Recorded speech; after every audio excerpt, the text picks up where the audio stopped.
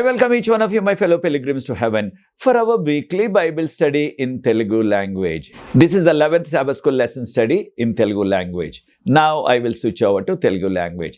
ప్రియ సోదరి సోదరులారా, మిమ్మల్ని అందరినీ కూడా మన వారపు బైబిల్ పఠనానికి ఆహ్వానిస్తున్నాను.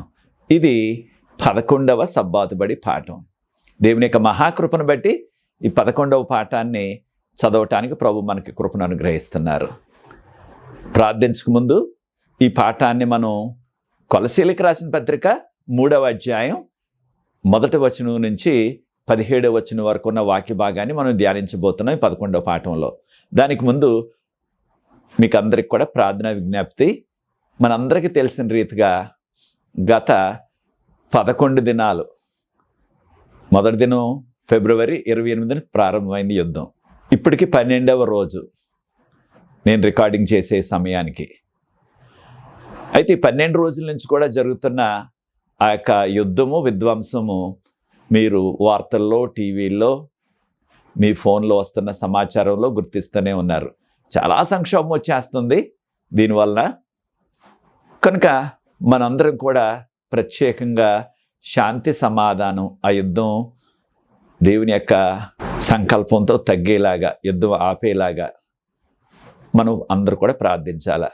మనందరికీ తెలిసిన రీతిగా ఈ ప్రాంతాల్లో ఆ ఇరాను, ఇరాకు, కోయిటా, ఖతారు, ఇంకా దోహా, ఇంకా అక్కడున్న అనేకమైన ఈ గల్ఫ్ దేశాలు అంటున్నాం, ఈ దుబాయ్, ఇవన్నీ కూడా యునైటెడ్ ఎమిరేట్స్, ఇవన్నీ కూడా మనందరికీ తెలిసిన రీతిగా అనేక మంది మన యొక్క దేశస్తులు ఉన్నారు.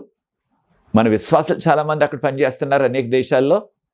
కొంతమంది నాకు ఫోన్ చేస్తున్నారు, అయ్యా చాలా క్లిష్ట పరిస్థితుల్లో ఉన్నాం, రావటానికి వెనక్కి చేయటానికి మన దేశానికి ఏ విధమైన అవకాశం లేదు, ఇప్పుడు మార్గాలన్నీ మూసుకుపోయాయి, కనుక మా కొరకు ప్రార్థించండి.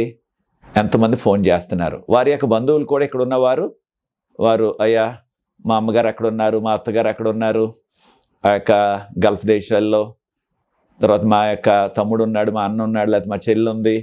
ఈ విధంగా రకరకాలుగా ఫోన్ చేస్తున్నారు ప్రార్థించమని. తప్పకుండా మనందరం కూడా వారందరి కొరకు, వట్టి మన దేశస్తులే కాదు, విశ్వాసులే కాదు, ప్రతి వారికి కూడా భద్రత ఉండేలాగా, యుద్ధం తగ్గితేనే కానీ ఆ భద్రత రాదు. కనుక మనం పట్టుదలతో ప్రతి వారు కూడా ప్రత్యేకంగా ప్రార్థన చేద్దాం. దాంతోపాటు మనం అనుకుంటున్నాం, ఎక్కడో ఇరాను యుద్ధం, దానివల్ల మనకు వచ్చే పెద్ద నష్టం ఏమిటి, మన దేశం యుద్ధం చేయట్లేదు కదా అనుకోవచ్చు మనం. అయితే పరోక్షంగా, ఇండైరెక్ట్ అంటున్నాం ఇంగ్లీష్లో, పరోక్షంగా దాని యొక్క ఎఫెక్ట్, ఆ యొక్క యుద్ధం సంబంధించిన ఆ యొక్క సంక్షోభం మనకి కూడా, మన దేశానికి, మనందరి మీద కూడా పడుతుంది. ఉదాహరణకు దాదాపుగా మాకు వంట చేసుకునే గ్యాస్ అయిపోతుంది. నిన్న వెళితే, నిన్న మంగళవారం 10వ తారీఖు అక్కడికి వెళితే ఆ యొక్క గ్యాస్ వారు మనం ఎంత ఫోన్లో చేసినా సరే అది కనెక్ట్ అవ్వట్లేదు. అప్పుడు వారి దగ్గరికి పంపించాను మా అల్లుడి గారిని, తక్కిన ఒక 2 విద్యార్థుల్ని. వారు అంటున్నారు, గ్యాస్ సప్లై తగ్గిపోయిందండి, గ్యాస్ సప్లై లేదు, అది వచ్చే వరకు మీరు ఆగాల, అది రావాలంటే మనకి కనీసం కొన్ని వారాలు పట్టేసేలా ఉంది, గ్యాస్ లేదండి. మరి గ్యాస్ లేకుండా ఎలా వండుకుంటాం? అందరికీ మనకు వంట గ్యాస్ అలవాటు అయిపోయింది, మన అందరికి కూడా. గ్రామాల్లో కూడా ఇదే పరిస్థితి. మరి ఎలాగా? అప్పుడు వాళ్ళు అంటున్నారు, మరి మేమేం చేయలేమండి, మీరు ఆ బుకింగ్ కూడా తీసుకోవట్లేదు ఇప్పుడు, కనుక అది రావటానికి టైం పడుతుంది, ఎప్పుడు వస్తుందో మేము చెప్పలేము. అప్పుడు మళ్ళీ వాళ్ళే కాస్త నెమ్మదిగా చెప్పిన మాట ఏంటంటే, మరి మీరు మాకు బాగా తెలిసిన వారు కనుక మరి మీకు కష్టం లేకుండా మేము ఎక్కడో చోట సంపాదిస్తాం ఆ గ్యాస్ బండ, ఆ గ్యాస్ సిలిండరు. కానీ ఒక్కొక్క సిలిండర్కి 2500, అంటే 2500 అవుతుంది. అంటే బ్లాక్ని అమ్మేసుకుంటున్నారనమాట. మొన్నటి వరకు 880 కట్టేవాళ్ళం మనం ఇక్కడ పూనాలో. ఇప్పుడు అది 2 రెట్లు పెరిగిపోయి 2500 అంటున్నారు. ఇంకో చోట తెలిసిన గ్యాస్ ఏజెన్సీ దగ్గరికి వెళ్తే వాళ్ళు అన్నారు, వారు కూడా అదే పాట పాడుతూ, దొరకట్లేదండి, ఏదో మీరు బాగా తెలిసిన వారు మా దగ్గరికి వచ్చారు కనుక మరి కావాలంటే ఒక్కొక్క గ్యాస్ బండ, ఒక్కొక్క గ్యాస్ సిలిండరు 3000 అంటున్నారు. చూచారా ఏ రీతిగా పరిస్థితులు వచ్చేసాయో, మరి గ్యాస్లో అయితే వంట ఎలా జరుగుతుంది అనే పరిస్థితి కూడా వచ్చేసింది. ఈ యుద్ధమే ఇలా కొంతకాలం కొనసాగినట్లయితే కొన్ని వారాలు, ఇక దాని యొక్క ప్రభావం మనందరికీ కూడా మన వంట కొరకు వాడుకునే గ్యాస్ నుంచి, మన వాహనాలు నడుపుకునే పెట్రోల్ కూడా ధరలు మరి ఆకాశాన్ని అంటేసే పరిస్థితి వచ్చేస్తుంది. కారణం ఆ ముడి చమురు అంటారు, క్రూడ్ ఆయిల్ అంటున్నాం ఇంగ్లీష్లో. దాని రేట్లు కూడా చాలా పెరిగిపోయాయి ఇప్పుడు. కనుక ఇవన్నీ కూడా సంక్షోభం. మరి పెట్రోల్ డీజిల్ పెరిగిపోతే రవాణా ఖర్చులన్నీ పెరిగిపోతాయి. కనుక ఆ యొక్క సమస్య అన్నిటి మీద కూడా వస్తుంది. అలాగే చాలా శాతం మన వంట నూనెలు, పప్పు ధాన్యాలు కూడా ముఖ్యంగా కందిపప్పు విదేశాల నుంచి దిగుమతి చేసుకుంటున్నాం. ఈ యుద్ధం వలన ఏ ఓడలు కూడా మరి సముద్రంలో ప్రయాణం చేయటం వారికి కూడా ప్రమాదమే. కనుక వారు కూడా వెళ్ళటం లేదు. కనుక ఇవన్నీ కూడా యుద్ధం మన దేశంలో జరగకపోయినా, మనం యుద్ధంలో పాల్గొనకపోయినా దాని యొక్క ప్రభావం ఆ యొక్క ఇండైరెక్ట్గా, పరోక్షంగా మన మీద పడుతుంది. కనుక మనం ప్రత్యేకంగా ప్రార్థిద్దాం శాంతి సమాధానాల కొరకు. దేవుడు ఆ యొక్క యుద్ధాన్ని ఆపాలని ప్రార్థిద్దాం. తప్పకుండా ఇది రెండవ రాకడకు సూచన అనేది మనం గుర్తించాలా. ప్రార్థన చేసుకుని ఈ యొక్క 11వ పాఠంలో కొనసాగుదాం. ప్రేమగల మా తండ్రి, మీకు స్తుతులు, స్తోత్రాలు, వందనాలు చెల్లిస్తున్నాం. మమ్మల్ని, మా కుటుంబాలని, మా సంఘాలని మీరు ప్రేమించి కొలసీలకు రాసిన పత్రిక 3వ అధ్యాయం మొదటి 17 వచనాలను ధ్యానించడానికి 11వ పాఠంలో మీరు ఇస్తున్న కృపను బట్టి వందనాలు. వీక్షిస్తున్న ప్రతి వ్యక్తిని, ఈ యొక్క వీడియోని ఇతరులకు షేర్ చేస్తున్న వారందరిని కూడా ప్రత్యేకంగా దీవించండి. దానితో పాటు నాకు సహకరిస్తున్న యవన బిడ్డలను దీవించండి. ప్రాముఖ్యంగా ప్రభా, ఆ యొక్క జరుగుతున్న యుద్ధాన్ని ఆపి దాని ద్వారా ప్రభా ఆ ప్రాంతాల్లో నివసిస్తున్న ప్రతి ప్రజలకు, మా దేశ ప్రజలకు, మా విశ్వాసులకు మీరే కాపుదల, భద్రత అనుగ్రహించి ధైర్యాన్ని అనుగ్రహించవలసిందని, ఇక్కడున్న వారి కుటుంబాలకు కూడా ప్రభా ఆందోళన లేకుండా మీ మీద నమ్మిక ఉంచే కృప వారికి దయచేయమని, మీరే మహిమ ఘనత పొందమని, మీరే ఈ యొక్క 11వ పాఠం ద్వారా మాతో మాట్లాడమని యేసు ప్రభు వారి పరిశుద్ధమైన నామమును బట్టి ప్రార్థిస్తున్నాను తండ్రి, ఆమేన్. ప్రియ సోదరి సోదరులారా, మనకి ఇవ్వబడిన పాఠ్యభాగం, ఇంగ్లీష్లో మనకి ఇవ్వబడిన పాఠ్యభాగం ఏంటంటే లివింగ్ విత్ క్రైస్ట్ అన్నారు ఇంగ్లీష్లో. దీన్ని మన భాషలో క్రీస్తుతో జీవించుట అని నేను తర్జుమా చేస్తున్నాను. ఈ యొక్క 11వ పాఠం కొలసీలకు రాసిన పత్రిక 3వ అధ్యాయం మొదటి నుంచి 17 వచనాల వరకు ఉన్న వాక్య భాగాన్ని మనం ధ్యానించబోతున్నాం. మనకి ఇవ్వబడిన మూలవాక్యం, దాన్ని కంఠత వాక్యం అంటున్నాం కదా.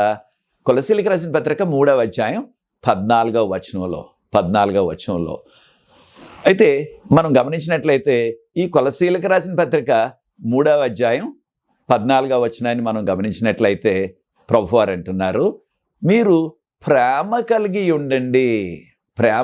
ఉండండి అనగా ఆ ప్రేమను మీరు ధరించండి. దాని ద్వారా మీరు ఆ యొక్క పరిపూర్ణతను పొందగలరు. ఏ ప్రేమ? క్రీస్తునందు గల ప్రేమ. యేసు ప్రభు మీద మనకు ఉండవలసిన ప్రేమ, యేసుక్రీస్తుపై మనకు ప్రేమ ఉన్నట్లయితే, యేసు ప్రభు ప్రేమ మనలో ఉన్నట్లయితే ఆ ప్రేమ మనల్ని పరిపూర్ణులుగా తీర్చిదిద్దుతుంది. కనుక ప్రియ సోదరి సోదరులారా, మనం ఈ విషయాలు గుర్తించి మనము ఆ యొక్క ప్రేమ కలిగి ఉండాలా. ఎవరి పట్ల? దేవుని పట్ల ప్రేమ కలిగి ఉండాలా.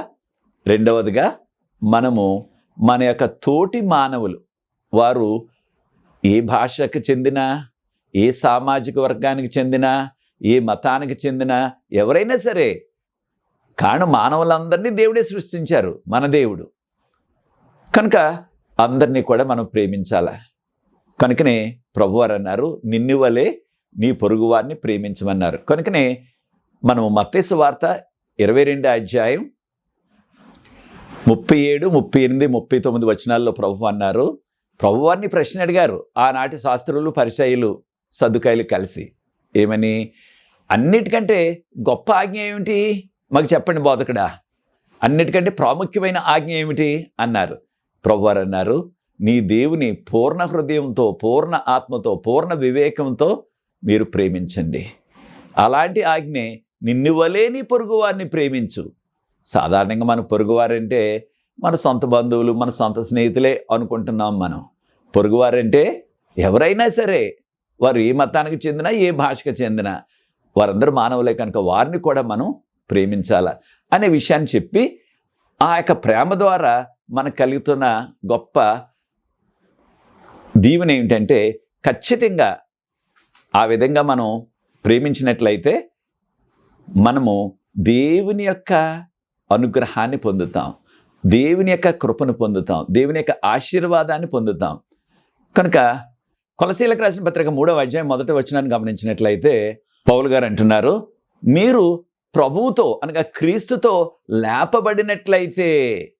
లేపబడటం అంటే యేసుప్రభు వారు మరణించారు, మరలా తిరిగి లేచారు.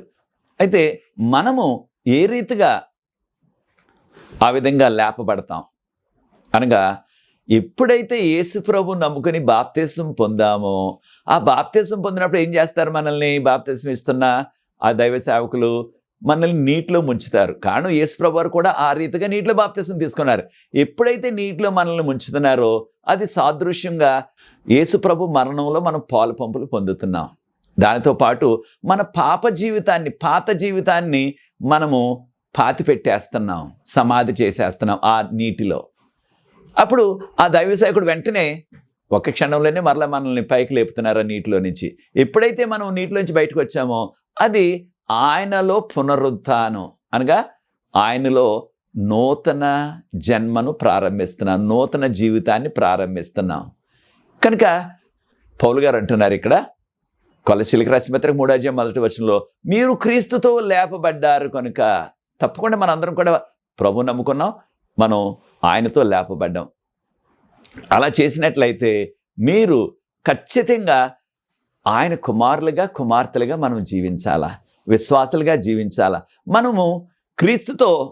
మనం క్రీస్తుతో లేపబడ్డాం కనుక మనం ఈ లోక సంబంధమైన విషయాల కొరకు మన యొక్క ప్రాధాన్యత పెట్టకుండా, వాటి వైపు ఈ లోక సంబంధమైన యొక్క డబ్బు కొరకు, ఆస్తి కొరకు, పదవు కొరకు, అధికారం కొరకు, పలుకుబడి కొరకు, పేరు ప్రఖ్యాతుల కొరకు, వాటి కొరకు మనం ప్రోకులాడకుండా పరలోకములో ఉన్న అనగా పరలోక సంబంధమైన విషయాలు వాటి మీద మనం దృష్టి పెట్టాల, వాటిని మనం ఆస్వాదించాలి, వాటి కొరకు మనం ప్రోకులాడాలా. అయితే ప్రియ సోదరి సోదరులారా, మనము ఈ లోకంలో ఉన్న వాటి కొరకు ప్రోకులాడుతున్నామా? పరలోకం, నిత్య జీవం, వాటి కొరకు ప్రోకులాడుతున్నామా? కానీ ఈ లోకంలో ఉన్న దాని కొరకు, దేని కొరకు మనం ప్రోకులాడినప్పటికీ, దేని కొరకు మనం కష్టపడి పనిచేసినప్పటికీ అది కొంతకాలమే, కొన్ని సంవత్సరాలే. తర్వాత మనం ప్రాణం పోతుంది. ఆ ఉన్న పదవి కానీ, ఆస్తి కానీ, పేరు కానీ, ప్రఖ్యాతి కానీ, అధికారం కానీ, ఇవన్నీ కూడా మట్టి అయిపోతాయి. అయితే మనము పరలోక సంబంధమైన వాటి కొరకు మనం ప్రోకులాడినట్లయితే ఈ లోకంలో మన జీవితకాలం అంతా కూడా ఆ పరలోకం కొరకు, నిత్యజీవం కొరకు మనం పనిచేసినట్లయితే, వాటి కొరకు మనం ప్రోకులాడినట్లయితే, వాటి కొరకు మనం పనిచేసినట్లయితే, వాటి కొరకు మనం కష్టపడినట్లయితే తప్పకుండా అది నిత్య జీవము. కనుక పౌలు గారు అంటున్నారు, మీరు క్రీస్తులో దాచబడి ఉన్నారు. క్రీస్తులో దాచబడి ఉన్నారు కనుక యేసుప్రభుని ఎప్పుడైతే నమ్ముకుంటున్నామో మనం క్రీస్తు వారము. అయితే మరొకటి చూడండి, ఆ క్రీస్తు వారము కనుక క్రీస్తులో ఉన్న ఆ జీవము మనలో కూడా ఉంటుంది. దాంతోపాటు పౌలు గారు ఎంత చక్కని భరోసా ఇస్తున్నారో చూడండి. కొలసీలకు రాసిన పత్రిక 3వ అధ్యాయం 4వ వచనం. కొలసీలకు రాసిన పత్రిక 3వ అధ్యాయం 4వ వచనాన్ని ప్రార్థనాపూర్వకంగా కొలసీలకు రాసిన పత్రిక 3వ అధ్యాయం మొదటి 17 వచనాలు చదవండి. ప్రాముఖ్యంగా 4వ వచనం. యేసు ప్రభు ప్రత్యక్షమైనప్పుడు, ఎప్పుడు? రెండవ రాకడప్పుడు ఆయన మహిమతో వస్తారు, మనల్ని కూడా ఆ మహిమలోనికి తీసుకువెళ్ళిపోతారు. ఆ మహిమ శరీరాలు మనకు వచ్చేస్తాయి. ఆ మహిమ శరీరాలతో ఆయన మనల్ని పరలోకం తీసుకువెళ్ళిపోతారు. ఇక ఇంకెల్లప్పుడు కూడా ఆ మహిమ శరీరాలతోటే ఆ మహిమ లోకంలో యుగ యుగాలు ఇక అంతం లేదు దానికి, మనం ఆయనతో జీవిస్తాం అనగా దేవదూతల్లాగా. ఎంతటి గొప్ప భరోసా చూడండి ప్రియ సోదరి సోదరులారా. ఎప్పుడు యేసుప్రభు నమ్ముకుని ఆయనకు యోగ్యమైన కుమారులుగా కుమార్తెలుగా మనం ఈ లోకంలో జీవించినప్పుడు. కనుక మన జీవిత యాత్ర ఇది పరలోకానికి వెళుతున్న ప్రయాణం. కనుక ఈ యొక్క పరలోకపు ప్రయాణంలో, ఈ ఆధ్యాత్మిక యాత్రలో మనము క్రీస్తుని చూస్తూ ముందుకు నడవాలా. ఈ విషయాన్ని హెబ్రీయులకు రాసిన పత్రిక 12:1-2 క్రీస్తు వైపు చూచుచు మన యొక్క ఆధ్యాత్మిక పరుగు పందాన్ని కొనసాగిద్దాం అంటున్నారు పౌలు గారే. ఈ లోకంలో జీవిస్తున్నప్పుడు మనం చేయవలసింది ఏమిటంటే, మన యొక్క ఈ పాపపు శరీర కోరికలు, ఈ లోకంలో మనం జీవిస్తున్నాం, పాపంలో పుట్టాం, పాపంలో పెరుగుతున్నాం, ఈ పాపలోకంలోనే జీవిస్తున్నాం. కనుక అనేకమైన శారీరక కోరికలు మనలో ఉంటున్నాయి. ఆ యొక్క శారీరక కోరికలు, వీటి గురించి పౌలు గారు కొలస్సీలకు రాసిన పత్రిక 3:5-9 వరకు శారీరక క్రియలు, వీటినే పౌలు గారు ఇంకా విపులంగా మనకి గలతీలకు రాసిన పత్రిక 5:19, 20, 21 3 వచనాల్లో వివరించారు. దీన్ని ఆ యొక్క శారీరక క్రియలు. ఏమిటి శారీరక క్రియలు? వ్యభిచారం, దొంగతనం, అబద్ధాలు, అపవిత్రత, దాంతోపాటు విగ్రహారాధన, విభేదాలు, దాంతోపాటు త్రాగుబోతుతనం, తిరుగుబోతుతనం, ఇవన్నీ కూడా దానిలో ఉన్నాయి. కనుక ఒక్కసారి మీరు ప్రార్థనాపూర్వకంగా గలతీలకు రాసిన పత్రిక 5:19, 20, 21 చదివి దానిలో పౌలు గారు చెప్పిన ఆ శారీరక క్రియలు మనలో కూడా ఒకటైనా ఉన్నదా, లేకపోతే ఇంకా ఎక్కువ ఉన్నవా? ఉన్నట్లయితే పౌలు గారే ఖచ్చితంగా ఆ వివరాలు ఇక్కడ కూడా చెప్తున్నారు. కొలస్సీలకు రాసిన పత్రిక 3:5-9 వరకు ఉన్న వాక్య భాగంలో ఈ విధమైన శారీరక క్రియలు మనలో ఉండరాదు. ఒకవేళ అటువంటి శారీరక క్రియల్లోనే మనం కొనసాగినట్లయితే ఆ యొక్క అబద్ధాలు, దొంగతనం, త్రాగుడు, తిరుగుబోతుతనం, వ్యభిచారం, తర్వాత విభేదాలు సృష్టించటం, ఇవన్నీ కూడా శారీరక క్రియలు. శారీరక క్రియలు అంటే సాతాను క్రియలు. దాంతోపాటు ఇతరులకు సంబంధించిన దానిని మనం ఆశించుట. మనకు 10వ ఆజ్ఞలో, నిర్గమకాండం 10వ అధ్యాయంలో 10 ఆజ్ఞలు మనకు చెప్పబడ్డవి. దానిలో 10వ ఆజ్ఞలో నీ పొరుగువానిది ఏది కూడా నీవు ఆశించవద్దు. ఇంగ్లీష్లో కవర్చువస్నెస్ అంటున్నారు, కవటింగ్ అంటే మన పొరుగువానికి చెందింది ఏదైనా సరే, పొరుగువాని యొక్క ఆస్తి కానీ, పొరుగువాని యొక్క భార్య కానీ, పొరుగువాని ఇల్లు కానీ, పొరుగువాని యొక్క పొలం కానీ, పొరుగువాని సంబంధించిన ఆ యొక్క పశువులు కానీ, దేనిని ఆశించొద్దు. నీకు ఏదైనా అవసరం ఉన్నట్లయితే దేవుణ్ణి అడుగు, ప్రభు నీకు అనుగ్రహిస్తారు. అంతేగాని పొరుగువానిది ఆశించడం కూడా చాలా పెద్ద పాపం. కనుక ఇటువంటి క్రియలు చేసేవారు దయచేసి 1 కొరింథీయులకు రాసిన పత్రిక 6:9-10 ప్రార్థనాపూర్వకంగా చదవండి. దానిలో పౌలు గారు ఇవే మరలా ప్రస్తావించి, ఎవరైతే ఈ యొక్క వ్యభిచార కార్యాలు, జారత్వం కూడా అన్నారు. జారత్వం అంటే వివాహానికి ముందు ఎవరైనా సరే ఆ లైంగిక క్రియల్లో పాల్గొన్నట్లయితే దాన్ని జారత్వం అని తర్జుమా చేశారు. ఇంగ్లీష్లో ఫర్నికేషన్ అన్నారు. అలాగే వ్యభిచారం, అలాగే దొంగతనం, అలాగే అబద్ధాలు, అలాగే విగ్రహారాధన, త్రాగుడు, ఇలాంటివన్నీ కూడా లిస్ట్ ఉంది అక్కడ. ఆ జాబితా అంతా ఉంది. ఒక్కసారి దాన్ని మీరు గమనించండి. దానిలో ఏం చెప్తున్నారు పౌలు గారు? ఈ విధమైన విషయాలు ఎవరైతే చేస్తారో వారు పరలోకానికి వారసులు కారు. కనుక ప్రియ సోదరి సోదరులారా, ఈ యొక్క లోక సంబంధమైన ఈ కార్యాలు, ఈ యొక్క వ్యభిచార కార్యాలు, లేకపోతే ఏదైనా దొంగతనం చేసిన ఆ యొక్క సరుకు, ఉదాహరణకు సామాన్యంగా మనకు వచ్చే చిన్న శోధన ఏమిటి? మనకి ఆ ప్రక్కనే ఉన్న మన పొరుగువారి యొక్క ఆ మామిడి చెట్టుకు ఉన్న మామిడికాయలు 4 రోజులు పోతే మామిడికాయలు వచ్చేస్తున్నాయి. ఆ మామిడికాయ కోసుకొని కూరలో వేసుకుందాం, లేదా పప్పులో వేసుకుందాం. లేదా ఆ యొక్క పొరుగు వారికి వేలాడుతున్న వారు లేరు కనుక ములక్కాయలు ఉన్నాయి, 2 కాయలు కోసేసుకుందాం. లేదా ఆ పొరుగు వారికి సంబంధించిన ఆ కొబ్బరికాయ పడిపోయింది, ఆ కొబ్బరికాయ తీసేసుకుందాం. ఇది ఎంత దురాశ ఇతరులకు చెందింది. ఇంకా కాస్త పెద్దది ఏమిటంటే వారికి చెందిన ఆ యొక్క పశువులను, కోళ్ళను దొంగిలించడం, తర్వాత వారికి ఉన్న డబ్బు దాన్ని దొంగిలించడం, ఆ యొక్క పొరుగు వారికి ఉన్న కాస్త భూమిని మనం కలిపేసుకోవటం. మన ప్రహారీ కట్టుకున్నప్పుడు లేకపోతే కంచి వేసుకున్నప్పుడు కాస్త వారికి చెందింది 1 అడుగు 2 అడుగులు భూమిని కలిపేసుకుంటున్నాం. ప్రాముఖ్యంగా ఒకవేళ వారు ఈ ప్రాంతంలో లేరనుకోండి, ఎక్కడికైనా వెళ్ళారనుకోండి, లేకపోతే ఇక్కడ ఉండలేదు అనుకోండి, ఇల్లుంది కానీ వారు ఉండలేదు, ఇక్కడ ఎక్కడో ఉంటున్నారు, ఉద్యోగ విషయంలో, వ్యాపార విషయంలో ఎక్కడో ఉంటున్నారు, ఇక ఎవరు లేరు కదా, దాన్ని కొంత భూమి కలిపేసుకుందాం అనే శోధన వచ్చేస్తుంది చాలామందికి. అటువంటి శారీరక క్రియలు ఎంతకాలం ఉంటాయి? మనం దొంగిలించిన ఆ మామిడికాయో లేకపోతే ఆ ములక్కాయో లేకపోతే ఆ కొబ్బరికాయో ఎంతకాలం వస్తుంది? ఒక పూట కూడా ఉండదు, అది వాడేస్తాం.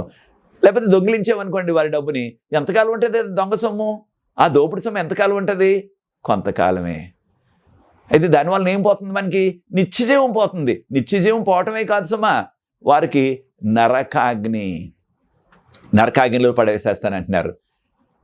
కనుక మీకు సమయం ఉన్నప్పుడు ప్రకటన గ్రంథం 22 అధ్యాయం 8వ వచనం చదివినట్లయితే అక్కడ అగ్నిగుండంలో ఎవరిని వేస్తారో అనే ఆ లిస్ట్ కూడా ఉన్నది. దాంతోపాటు 1 కొరింథీయులు 6వ అధ్యాయం 9-10 వచనాల్లో ఇక్కడ ఉన్న లిస్ట్ అంటే ఈ పాపపు క్రియలు, సాతాను క్రియలు, శారీరక క్రియలు ఎవరైతే చేస్తున్నారో వారు పరలోకానికి వెళ్ళరు. మరి పరలోకానికి వెళ్ళకపోతే ఇంకెక్కడికి వెళ్తారు? నరకానికి. చూచారా? ఆ కాసేపు ఆనందం, ఆ కొంచెం సేపు కలిగే ఆ యొక్క సంతోషానికి నిత్యజీవం పోగొట్టేసుకుంటాం, నిత్యజీవం పోతుంది. దాంతోపాటు ఆ అగ్నిగుండంలో కాలాల, ఆ అగ్నిగుండంలో ఆ యొక్క నరకాగ్ని శిక్ష పడుతుంది. ఎంత దుర్భరమో చూడండి. కనుకనే పౌలు గారు సమయం తీసుకుని ఇలాంటి క్రియలు మీలో ఉండకూడదు.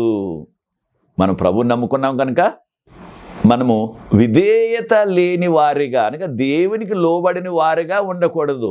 దేవునికి లోబట్టం అంటే ఆయన మాటలకు, ఆయన ఆజ్ఞలకు మనం లోబడాలా. కనుక పౌలు గారు అంటున్నారు, ఒకప్పుడు ప్రభువుని తెలుసుకోకముందు, యేసు ప్రభువుని తెలుసుకోకముందు మీరు కూడా ఆ పాపపు క్రియలు, శారీరక క్రియలు చేసిన వారే. ఇప్పుడు మరి ప్రభువుని తెలుసుకున్నారు కనుక, మారు మనసు పొందారు కనుక, యేసు ప్రభుతో మీరు లేపబడ్డారు కనుక, అనగా బాప్తిసం ద్వారా మీరేం చేయాలా? యేసు ప్రభువును ధరించండి.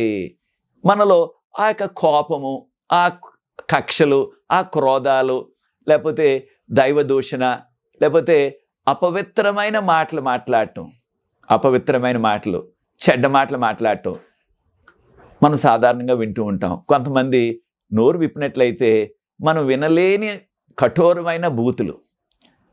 విశ్వాసులే, కొన్ని సందర్భాల్లో వారికి బైబిల్ పేర్లు కూడా ఉంటున్నాయి, అయినప్పటికీ నోరు విప్పితే బూతులే, ఆ యొక్క పొరపాటు మాటలే, తప్పుడు మాటలే. అయితే దేవుని బిడ్డలుగా మనకు అది తగదు. కారణం ఏంటి? మనం మాట్లాడవలసినది దేవుని యొక్క వాక్యం, దేవుని మాటలు, ప్రేమ, సమాధానం, సంతోషం, ఇలాంటి మాటలు మనం ఇతరులతో మాట్లాడాలా. అనేక సందర్భాల్లో విశ్వాసులమైన మనం కూడా సాతాను మనల్ని నెట్టేసేది ఏమిటంటే చిన్న చిన్న అబద్ధాలు. ఎవరైనా అడుగుతూ ఉంటారు, నాకు కొంచెం డబ్బులు అవసరం ఉంది, ఇస్తారా? తర్వాత ఇచ్చేస్తాను. ఉన్నా సరే లేదండి నాకే లేవు అంటాం కొన్నిసార్లు.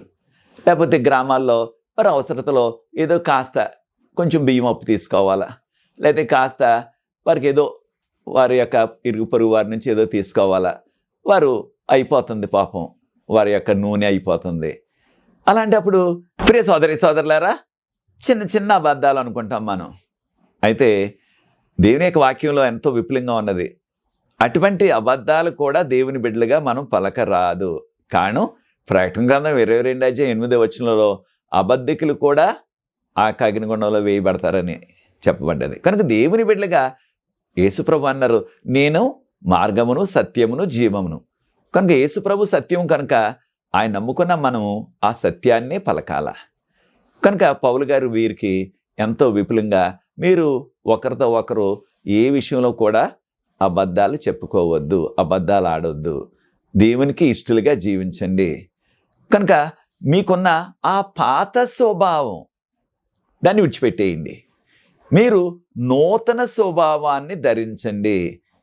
కొలసీలకు రాసిన పత్రిక 3వ అధ్యాయం 10వ వచనంలో ఆ నూతన స్వభావాన్ని మీరు కలిగి ఉండండి అని పౌలు గారు అంటున్నారు. కనుక ప్రియ సోదరులారా, మనము ఆ నూతన స్వభావాన్ని మనం కలిగినట్లయితే అప్పుడు దేవుని యొక్క కుమారులుగా, దేవుని యొక్క కుమార్తెలుగా మనము పరిగణింపబడతాం. మరొక విషయాన్ని కూడా ఆయన బోధించారు. అదేమిటంటే 11వ వచనాన్ని గమనించండి. 3వ అధ్యాయం కొలస్సీయులకు రాసిన పత్రిక 3వ అధ్యాయం 11వ వచనంలో, మీరు ఏ విధమైన భేదాలు పెట్టుకోవద్దు. వీరు యూదులని, వీరు అన్యులని, వీరు వేరే భాష అని, వీరు వేరే కులమని, దాన్ని మనం సామాజిక వర్గం అంటున్నాం. ఆ విధమైన భేదాలు పెట్టుకోవద్దు. కారణం అందరూ కూడా దేవుడు సృష్టించిన మనుషులే. ఈ యొక్క భాషలు, ఈ కులాలు, లేకపోయినట్లయితే ఈ యొక్క తెగలు, ఈ గోత్రాలు, ఇవన్నీ కూడా మానవులు సృష్టించిన అడ్డుగోడలు. అయితే వీటినే మనం వీటికి పెద్దగా ప్రాధాన్యత ఇస్తూ వారి యొక్క భాష లేకపోతే వారి యొక్క సామాజిక వర్గానికి మనం ప్రాధాన్యత ఇస్తూ మనం అనేక రీతిలుగా మనం ఏం చేస్తున్నాం, ఆ యొక్క విభేదాలు చూపిస్తున్నాం. కనుక పౌలు గారు అంటున్నారు, ఇవి దేవుని బిడ్డలుగా మనకు తగదు. వారు ఏ భాష అయినా, ఏ గోత్రమైనా, ఏ కులమైనా, ఏ ప్రాంతమైనా, ఏ దేశమైనా సరే, కొన్ని సందర్భాల్లో కొన్ని దేశాల పౌరులంటే వారికి ఎంతో ప్రాధాన్యత ఉంటుంది. కొన్ని దేశాల పౌరులకి ఎంతో తక్కువగా వారిని చూస్తున్నారు. అటువంటి స్థితి దేవుని బిడ్డలుగా మనకు తగదు అని పౌలు గారు ఇక్కడ ఎంతో విపులంగా చెప్తున్నారు. కనుక ఈ విషయాన్ని కూడా కొలస్సీయులకు రాసిన పత్రిక 3వ అధ్యాయం 11వ వచనాన్ని కూడా చదివి చూడండి. మనలో కూడా అటువంటి భేదాలు ఉన్నవా? ఒకే సంఘంగా ఉంటున్నాం, దేవుని బిడ్డలు అంటున్నాం, అయినప్పటికీ మనలో ఇటువంటి తారతమ్యాలు మనలో ఉంటున్నావా? అలా ఉన్నట్లయితే వాటిని మనం విడిచిపెట్టాలా, వాటి నుంచి మనం బయటికి రావాలి. కారణం దేవుని దృష్టిలో అందరూ సమానులే. ఆయన ప్రెసిడెంట్ అయినా, ప్యూన్ అయినా, ఆయన ఒక ప్రిన్సిపాల్ అయినా, లేకపోయినట్లయితే ఒక ప్యూన్ అయినా, ఆ వ్యక్తి గొప్పవాడైనా పేదవాడైనా అందరూ సమానమే దేవుని దృష్టిలో. దేవునికి ఏ భేదము కూడా లేదు, అందరూ సమానులే. ఈ పాపలోకంలో ఇటువంటి విభేదాలు వచ్చేసాయి మనకి. గొప్పవారు, పేదవారు, లేకపోతే ఉద్యోగస్తులు, లేకపోతే సేవకులు, రకరకాలుగా అటువంటి విభేదాలు మనం చూపించొద్దు. ప్రాముఖ్యంగా సంఘంలో, ఆధ్యాత్మిక కూడికల్లో అటువంటి విభేదాలు మనం చూపించవద్దు. అందరు కూడా సమానంగానే మనము జీవించాలా. కనుక మీరు అటువంటి విభేదాలు ఉన్నట్లయితే వాటిని విడిచిపెట్టేయండి. దేవుని యొక్క బిడ్డలుగా, ఎంపిక చేయబడిన దేవుని కుమారులుగా, కుమార్తెలుగా పరిశుద్ధమైన జీవితాలు మనం జీవించాలా, విశ్వాసులుగా మనం జీవించాలా అని పౌలు గారు సలహా ఇస్తున్నారు. దానితో పాటు మనము ఇతరుల పట్ల 12వ వచనం గమనించండి. కొలస్సీయులకు రాసిన పత్రిక 3వ అధ్యాయం 12వ వచనం గమనించినట్లయితే ఇతరుల పట్ల మనము ప్రేమ, కనికరము కలిగి ఉండాలా. తర్వాత మనలో తగ్గింపు జీవితం కావాలి, తగ్గింపు జీవితం కావాలి. కనుక ప్రియ సోదరి సోదరులారా, దీన్నే సాత్వికము అంటున్నాం. యేసుప్రభు వారు ఆ కొండ మీద ప్రసంగంలో ఏమన్నారు? సాత్వికులు ధన్యులు, వారు భూలోకాన్ని స్వతంత్రించుకుంటారు. అనగా ప్రతి విషయంలో మనకు ఎంత డబ్బున్నా, ఎంత అధికారం ఉన్నా సరే సాత్వికంగా, దీన్ని మీక్నెస్ అంటున్నాం.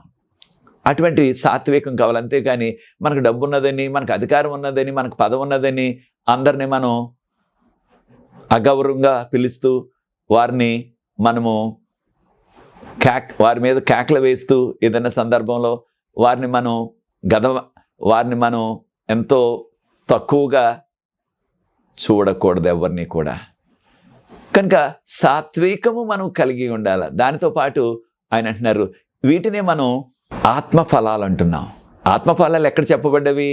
పౌలు గారే రాశారు. అది కూడా గలతీయులకు రాసిన పత్రిక 5వ అధ్యాయం 22వ వచనం. ఆత్మఫలాలు ప్రేమ, సంతోషము, సమాధానము, దయాళత్వము, దీర్ఘశాంతము, మంచితనము, ఆశా నిగ్రహం, ఇవన్నీ కూడా మనకు కావాలి. కనుక ప్రియ సోదరి సోదరులారా, దేవుని బిడ్డలుగా మనలో అటువంటి ఆత్మఫలాలు ఉన్నవా? ఇతరులను ప్రేమించే ఆ యొక్క మనస్సు, ఇతరులతో శాంతి సమాధానంగా జీవించే ఆ మనస్సు, దీర్ఘశాంతం, దయాళత్వం అంటే ఇతరులకు మనం మేలు చేసే ఆ యొక్క జీవితాలు. ఇవన్నీ కూడా పౌలు గారు ఇక్కడ మనకి 13వ వచనంలో చెప్తున్నారు. కొలస్సీలకు రాసిన పత్రిక 3వ అధ్యాయం 13వ వచనంలో ఒకరినొకరు క్షమించుకొనుచు అనగా మానవులు కనుక కొన్ని సందర్భాల్లో ఏదో మాట తేడా రావచ్చు. అప్పుడు ఒకరినొకరు క్షమించుకుంటూ మన కుటుంబ సభ్యులు మనకి కూడా ఏదో మాట తేడా వస్తుంది. కొన్ని సందర్భాలు ఏమవుతుంది, మన కుటుంబ సభ్యులతోటి ఆ మాట తేడా రావటం, లేకపోతే ఆ ఆస్తి పంపకాల్లో ఒకరు చూసుకోకుండా ఒకరితో ఒకరు మాట్లాడుకోకుండా జీవిస్తున్నారు. కొన్ని సందర్భాలు చాలా విచారం ఏంటంటే ఒకే గ్రామంలో ఉంటారు, ఆ ఆస్తి పంపకాల్లో వారి యొక్క తల్లిదండ్రులకు ఉన్న ఆ కొంచెం భూమే ఏదో కొన్ని 100 ఎకరాలు లేకపోతే 10 ఎకరాలు కూడా కాదు, ఆ కొంచెం భూమిని పంచుకోవటంలో ఆ అన్నదమ్ముల మధ్య అక్క చెల్లెళ్ళ మధ్య విభేదాలు వచ్చేస్తున్నాయి, ఒకరితో ఒకరు మాట్లాడుకోవట్లేదు. మళ్ళీ విశ్వాసులే, క్రైస్తవ పేర్లే ఉంటున్నాయి, బైబిల్ పేర్లే ఉంటున్నవి. అలాంటి పరిస్థితి మనలో ఉన్నదా? దాని నుండి మనం బయటికి రావాలా? కనుక ఒకరినొకరు క్షమించుకోండి అని పౌలు గారు చెప్తున్నారు. కనుక ప్రియ సోదరి సోదరులారా, మనము దేవుని బిడ్డలుగా దాన్నే మన యొక్క కంఠత వాక్యంలో ప్రేమను ధరించి, ప్రేమ కలిగి, ఆ ప్రేమ ద్వారా అనగా దేవుని ప్రేమించడం, తోటి వారిని ప్రేమించడం, దాని ద్వారా మనం పరిపూర్ణత పొందుతాం. దాంతోపాటు ఒకరితో ఒకరు మనం శాంతి సమాధానాన్ని కలిగి ఉండాలా. అయితే మన జీవితాల్లో శాంతి సమాధానం ఉండాలా. యేసుప్రభువు నమ్ముకున్నట్లయితే ఇతరులతో కూడా మనం శాంతి సమాధానాలతోనే ఉంటాం. కనుక హెబ్రీయులకు రాసిన పత్రిక 12వ అధ్యాయం 16 నుంచి 18 వరకు ఉన్న వాక్య భాగంలో మీరు ఒకరితో ఒకరు ఇతరుల ఎడల ఆ యొక్క శాంతి సమాధానాలతో జీవించండి. కారణం మీరు యేసుప్రభు కుమార్తెలుగా యేసుప్రభు శరీరంగా ఉన్నారు. కనుక మన యొక్క శరీరంలో ఒక అవయవంతో ఇంకొక అవయవం పోరాడదు కదా. ఒక అవయవంతో ఇంకొక శారీరక అవయవం మన శరీరంలో ఒకదానితో ఒకటి దెబ్బలాడుకోవు కదా. అలాగే మనం కూడా మన యొక్క విశ్వాసాలతో అందరితో కలిసిమెలిసి ప్రేమతో జీవించాలా. దాంతోపాటు కొలస్సీలకు రాసిన పత్రిక 3వ అధ్యాయం 16వ వచనం కూడా గమనించండి. దేవుని యొక్క వాక్యం, క్రీస్తు యొక్క వాక్యం మీలో నివసింపనివ్వండి. క్రీస్తు యొక్క వాక్యం మనలో నివసించాల. కనుక ఆ క్రీస్తు యొక్క వాక్యం అనగా దేవుని యొక్క వాక్యం, బైబిల్ గ్రంథం, ఆ వాక్యం మనలో నివసించడం అంటే మనం చదివి దాన్ని విడిచిపెట్టేస్తే చాలదు, దానిని మనం వాక్యాన్ని అనుసరించాల. ఏదో వాక్యాన్ని చదివి ఉదయాన్ని కాసేపు విడిచిపెట్టేస్తే దానివల్ల ఉపయోగం లేదు. దాన్ని మన జీవితంలో మనం అనుసరించాలా. కనుక ప్రియ సోదరి సోదరులారా, ఈ విషయాన్ని కూడా గుర్తించుకొని ఇంకొకటి కూడా చెప్తున్నారు. మీరు నేర్చుకుని విడిచిపెట్టేయటమే కాదు సమా, దాన్ని ఇతరులతో పంచుకోవాలా, ఇతరులకు బోధించాలా. మనం వాక్యంలో తెలుసుకున్న ఆధ్యాత్మిక విషయాలు మనతోనే ఉంచుకోవద్దు, మన హృదయంలోనే పాత్ర వేసేయద్దు, వాటిని అనగా మన యొక్క జీవితంలోనే సమాధి చేసేయద్దు, కప్పెట్టేయొద్దు వాటిని. వేటిని? ఆధ్యాత్మిక సత్యాలని. మనం నేర్చుకున్న ఆధ్యాత్మిక సత్యాలు ఇతరులతో కూడా పంచుకోవాలి. కొన్నిసార్లు మనం అనుకుంటున్నాం, నేను పంచుకోవాలంటే నాకు అవకాశం రావట్లేదండి, మా మందిరంలో నాకు అవకాశం ఇవ్వటం లేదు, నాకు ప్రసంగం ఇవ్వటం లేదండి, అక్కడ ఆ పెద్దలే చేస్తున్నారు, ఎప్పుడు చూసినప్పటికీ ఆ పాస్టర్ గారే చేస్తున్నారు అనే సభ్యులు చాలామంది ఉంటున్నారు. దాన్ని కాదనలేని నేను. కారణం ఏంటంటే అది కూడా వాస్తవే జరుగుతుంది చాలా చోట్ల. అయితే దేవుని కృప వలన ఈ కడవరకాల చివరి దినాల్లో మనకున్న అవకాశం ఏంటంటే, మనకున్న ఆ ఫేస్బుక్, ఆ వాట్సాప్, ఆ ట్విట్టర్, ఇలాంటివి అనేకమైన సామాజిక మాధ్యమాలు ఉన్నాయి. వాటిలో పెట్టేయండి. మీకు దేవుడు నేర్పించిన లేకపోతే ఆయన బయలుపరిచిన ఆ వాక్యంలో ఉన్న సత్యాన్ని మీరు ఒక ఫేస్బుక్ ఓపెన్ చేసి ఒక వాట్సాప్ పెట్టి దానిలో పెట్టినట్లయితే స్టేటస్లో మీ స్నేహితులు, మీ బంధువులు ఎవరో ఒకరు చూస్తారు, దాని ద్వారా కొంతమంది దీవించబడతారు. కనుక మనం నేర్చుకుంటున్న విషయాలు ఇతరులతో పంచుకోవాలా. దేవుని యొక్క వాక్యాన్ని ఒకరినొకరు బోధించుకోండి, ఒకరినొకరు ఆధ్యాత్మికంగా హెచ్చరించుకోవాలని కూడా చెప్తున్నారు. అడ్మానిషన్ అంటున్నారు ఇక్కడ. క్షేమాభివృద్ధి కొరకు ఒకవేళ ఎవరైనా చిన్న పొరపాట్లు చేస్తున్నట్లయితే సహోదరుడా లేకపోతే సహోదరి, ఫలానా విషయంలో నువ్వు ఈ విధంగా ఉంటున్నావు, ఇది మనకు తగదు దేవుని బిడ్డలుగా. మనము ఉదాహరణకు ఆ యొక్క సారా సేవించకూడదు, సారా త్రాగకూడదు, లేకపోతే దేవుని బిడ్డలుగా మనకి ఇలాంటివి తగదు అని వారిలో ఏ విధమైన చిన్న చిన్న లోపాలు ఉన్నాయో అందరి ముందు చర్చలు చెప్పవసరం లేదు వాటిని. కానీ వ్యక్తిగతంగా ఉన్నప్పుడు వారి మీద ఉన్న ప్రేమ ఆ విధంగా ఆ యొక్క చెడ్డ అలవాట్లలో వారు, ఆ చెడు అలవాట్లలో వారు ముందుకు వెళ్ళినట్లయితే అది నరకానికి తీసుకుపోతుంది వారిని. సాతాను నరకానికి లాక్కుపోతాడు ఆ విధమైన చెడు అలవాట్ల ద్వారా. కనుక వారిని రక్షించడానికి వారి మీద ప్రేమతో మనం వారితో ఒంటరిగా వారు ఒక్కరే ఉన్నప్పుడు వారితో సహోదరుడా ఇది మనకు తగదు దేవుని బిడ్డలుగా అని మనం వారికి హెచ్చరిక కూడా చెయ్యాలి. కనుక ఈ విధంగా ఒకరినొకరు చేయండి. దానితో పాటు ఒకరినొకరు పాటలతో మీరు ఒకరినొకరు మీరు హెచ్చరించుకోండి. పాటలు పాడుతూ దేవుని యొక్క సన్నిధిలో ఆ యొక్క ఆనందాన్ని మీరు పొందండి పాటలు పాడుతూ అన్నారు. అయితే ప్రియ సోదరి సోదరులారా, ఈ యొక్క పాటలు పాడటం అనగా దేవుని యొక్క సన్నిధిలో పాటలు పాడటం అన్నది చాలా ప్రాముఖ్యం. కారణం ఏంటి? పౌలు గారు జైల్లో కొట్టేసి ఆ రాత్రి ఏమీ భోజనం పెట్టకుండా కాళ్ళు కట్టేసి ఆ స్తంభానికి ఉంచేసినప్పటికీ జైల్లో ఆయన పాట ఎంచుకున్నారు. పాట ద్వారా ప్రభువును వారందరికీ చెప్పాలని పౌలు గారు శీల గారు పాటలు పాడటం మొదలుపెట్టారు. ఎప్పుడు? అర్ధరాత్రి వేళ. అప్పుడు ఆ ప్రక్కనున్న ఆ జైల్లో ఉన్న ఖైదీలందరూ కూడా ఏంటి జైల్లో ఇప్పుడు కూడా ఎవరు దుఃఖించడం ఏడవటం మనకు తెలుసు, లేకపోతే ఇతరులను శపించడం మనకు తెలుసు, పలానా వాడి వల్ల నేను ఇక్కడికి వచ్చాను, వాడి సంగతి చూస్తాను నేను అన్నట్టుగా శాపనార్థాలు పెట్టడం చూసాం.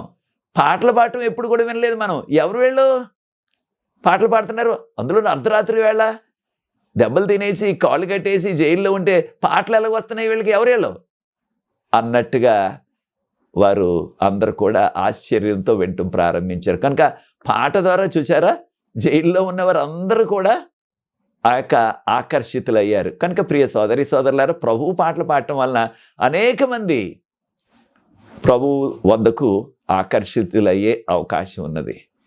కనుక పాటలు పాడటం మర్చిపోద్ది. చాలా సందర్భాల్లో ఇటీవల కాలంలో మనం ఏం చేస్తున్నాం, పాటలు పాడినట్లయితే పొరుగువారు ఏమనుకుంటారు, ఏదో నగరాల్లో పట్టణాల్లో ఉన్నట్లయితే ఈ పాటలు పాడితే మన పక్కన ఉన్న అపార్ట్మెంట్ వాళ్ళు ఏమనుకుంటారు, పాటలు పాడకుండా ఒట్టి వాక్యం చదువుకుని ప్రార్థన చేసేసుకుందాం, కుటుంబ ప్రార్థన చేసేసుకుందాం అనుకుంటున్నాం చాలామంది. మనం అందరం కూడా, మనందరికీ అదే సవాళ్ళు. పాటలు పాడటం మానేసాం.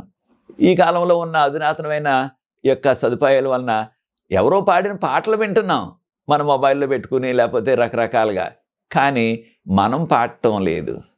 ప్రియ సోదరి సోదరులారా, పాడటం పౌలు గారు అంటున్నారు చూడండి ఇక్కడ కొలసీలకు రాసిన పత్రిక 3:16-17 వచనంలో పాటల ద్వారా ఒకరినొకరు హెచ్చరించుకోండి, పాటల ద్వారా ఒకరినొకరు ఆధ్యాత్మికంగా బలపరచుకోండి. కారణం ఏంటి? మనందరికీ తెలుసు ఈ యొక్క సంగీతానికి పాటలకి ఎంత బలమైన శక్తి ఉన్నదో మనకు తెలుసు. ఎప్పుడైతే సౌలు రాజుకు దురాత్మ పట్టిందో ఆ దురాత్మను విడిపించడానికి దావీదు ఇంకా రాజు అవ్వలేదప్పటికీ ఆయన వాయిద్యం కానీ వీణ వాయించగానే ఆ దురాత్మ విడిపోయింది. అంటే దేవుని పాటకు ఎంత శక్తి ఉన్నదో చూడండి. సాతాను కూడా పారిపోతున్నాడు అనమాట.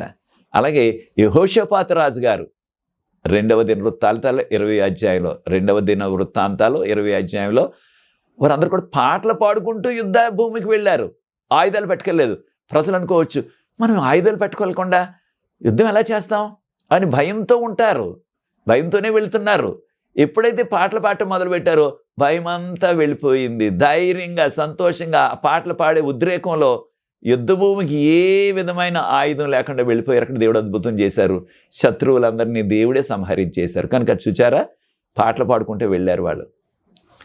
అదే రీతిగా ప్రకటన గ్రంథంలో 5వ అధ్యాయంలో 8-9 వచనాల్లో, అదే రీతిగా ప్రకటన గ్రంథం 15వ అధ్యాయంలో ఆ యొక్క 144,000 మంది భక్తులు పాటలు పాడుతున్నారు, క్రొత్త పాటను పాడుతున్నారు. కనుక ప్రియ సోదరి సోదరులారా, దేవుని సన్నిధిలో పాటలు పాడుతూ దేవుని స్తుతిస్తూ ఆ పాటల ద్వారా కొన్ని సందర్భాల్లో ఎవరైనా ఎంత చక్కని వాక్యం చెప్పినప్పటికీ కొన్ని రోజుల తర్వాత ఆ వాక్యం మర్చిపోతాం. ఒకటే జ్ఞాపకం ఉంటుంది, చక్కని వాక్యం చెప్పారు అయ్యగారు అనుకుంటాం, అంతే, మర్చిపోతున్నాం. అదే ఒక పాట రూపంలో పాట నేర్పినట్లయితే ఆ పాట ఎన్ని సంవత్సరాలు అయిపోయినప్పటికీ మన మనసుల్లో ముద్రించబడుతుంది ఆ పాట. అది అనేక సందర్భాల్లో ఆ యొక్క పాట మరలా జ్ఞాపకం వస్తుంది. కొన్ని పాటలు మనకి ఎంతో ఆదరణకరంగా ఉంటాయి. ముఖ్యంగా కష్టాల్లో ఉన్నప్పుడు, శోధనలో ఉన్నప్పుడు, అనేక సవాళ్ళలో ఉన్నప్పుడు కొన్ని పాటలు ఎంతో మనకి ఆదరణను కలిగిస్తాయి. కనుక ఆరాధనే కాదు, కుటుంబ ఆరాధనలో మనం పాటలు పాడుకోవటం అన్నది, పాటలు పాడుచూ దేవుని స్తుతించడం అన్నది చాలా ప్రాముఖ్యం. ఆ విధంగా పాటలు పాడినట్లయితే దురాత్మలు కూడా పారిపోతాయి. యాకోబు పత్రిక 4వ అధ్యాయం 7వ వచనాన్ని చూడండి. యాకోబు పత్రిక 4వ అధ్యాయం 7వ వచనంలో పాటలు పాడటం వలన దురాత్మలు పారిపోతాయి. మనం దేవునికి దగ్గరగా వచ్చినట్లయితే దేవుడు మనకు దగ్గరగా వస్తారు. కనుక ఈ పాటలు పాడుచు దేవుని స్తుతిస్తూ, కొన్నిసార్లు మనం అనుకోవచ్చు, నాకు మంచి స్వరం లేదండి, పలానా వారు చక్కగా పాడుతున్నారు, ఎంతో కమ్మగా పాడతారు, వారు పాడుతుంటే ఎంతో నాకు సంతోషం అవుతుంది అంటున్నాం. అది నిజమే. కొంతమందికి మనకి ఆ యొక్క పాడే ఆ యొక్క తలాంత లేకపోవచ్చు. అయినప్పటికీ నీవు ఎంత చక్కని గాయకుడిగా లేకపోతే గాయకురాలుగా పాడుతున్నావు అన్నది కాదు దేవుడు చూస్తున్నది. ఆ పాట ద్వారా నీవు దీవించబడతావు. ఆ పాట ద్వారా విన్నవాళ్ళు ఒకవేళ నీ స్వరం అంత మధురంగా లేకపోయినప్పటికీ ఆ పాటలో ఉన్న మాటలు వారిని ఎంతో ప్రభావితం చేస్తాయి. కనుక పాటల ద్వారా, వాక్యం ద్వారా ఒకరినొకరు మీరు బలపరచుకోండి అని పౌలు గారు చెప్తున్నారు. కనుక ఇవన్నీ కూడా మనం ఆధ్యాత్మికంగా బలపడటానికి, ఈ పాపలోకంలో ఉన్న శారీరక క్రియలు, ఆ శోధన నుంచి మనం బయటికి రావటానికి, దేవునికి యోగ్యులైన, దేవునికి మహిమ తెచ్చే కుమారులుగా కుమార్తెలుగా జీవించడానికి ఇవన్నీ కూడా ఉపకరిస్తున్నాయి. కనుక దేవుడు మనల్ని, మన కుటుంబాలని ప్రత్యేకంగా దీవించాలని ప్రార్థించి ఈ యొక్క 11వ పాఠాన్ని ముగిస్తాను. ప్రార్థన. పరిశుద్ధ ప్రేమగల మా తండ్రి, మీకు స్తుతులు స్తోత్రాలు వందనాలు చెల్లిస్తాం. మమ్మల్ని, మా కుటుంబాన్ని, మా సంఘాలను మీరు దీవించి మిమ్మల్ని తెలుసుకునే ధన్యత మాకు దయచేశారు. అన్యులమైనప్పటికీ మీ వాక్యాన్ని తెలుసుకుని మీకు కుమారులుగా కుమార్తెలుగా అయ్యే కృపను మాకు దయచేశారు. ఈ లోకపు మా యొక్క ఆధ్యాత్మిక యాత్రలో ఈ లోకానికి సంబంధించిన సమస్తాన్ని మేము విడిచిపెట్టేసి పరలోక సంబంధమైన వాటిని మేము కోరుకుంటూ మీకు యోగ్యమైన కుమారులుగా కుమార్తెలుగా జీవించే కృప దయచేయమని, ఈ వీడియోని ఎవరైతే వీక్షిస్తున్నారో, దీన్ని ఇతరులతో ఎవరైతే పంచుకుంటున్నారో వారందరూ ప్రత్యేకంగా దీవించమని, నాకు సహకరించిన యవన బిడ్డలు ప్రత్యేకంగా దీవించమని, మీ కృపా సన్నిధి మాతో ఉంచమని యేసు ప్రభువు వారి పరిశుద్ధమైన నామమును బట్టి ప్రార్థిస్తున్నాను తండ్రి. ఆమేన్. ప్రియ సోదరి సోదరులారా, దేవుని చిత్తమైనట్లయితే వచ్చే పాఠంలో 12వ పాఠంలో మరలా కలుసుకుందాం. ప్రభు కృప మనందరికీ మెండుగా కలుగునుగాక. ఆమేన్. నా కొరకు, ఈ పరిచర్య కొరకు ప్రార్థిస్తూ ఉండండి. God bless you.